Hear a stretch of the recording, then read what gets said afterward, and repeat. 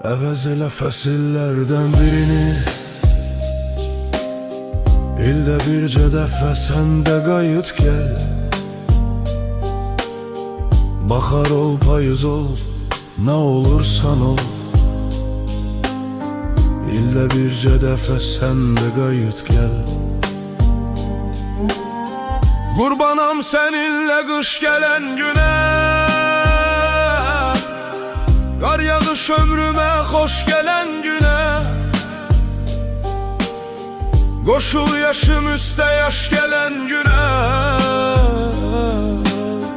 ildə bircə dəfə sən də qayıt gəl. Yenə də bir dağın ətək yerində, səni gözləyirəm çiçək yerində. Gizlən bir çiçeğin ləçək yerində,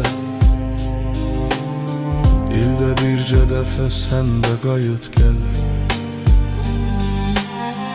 Qurbanam səninlə qış gələn günə, qar yağış ömrümə xoş gələn günə. Qoşul yaşım üstə yaş gələn günə, ildə bircə dəfə sən də qayıt gəl.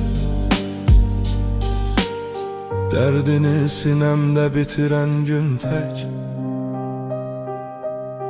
səni gözlərimdən itirən gün tək, elə gedişini gətirən gün tək, ildə bircə dəfə sən də qayıt gəl. Qayıt ki ömrümdə toy, bayram olsun. Gəldiyin o həftə, ay bayram olsun. Mənə də bir dəfə qoy bayram olsun.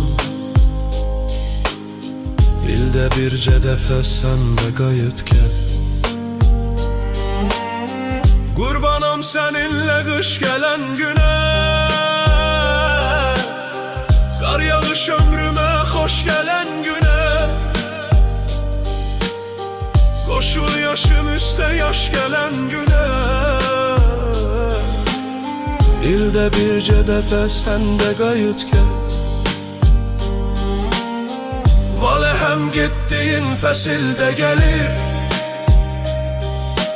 dünyaya bir yeni nəsil də gəldi.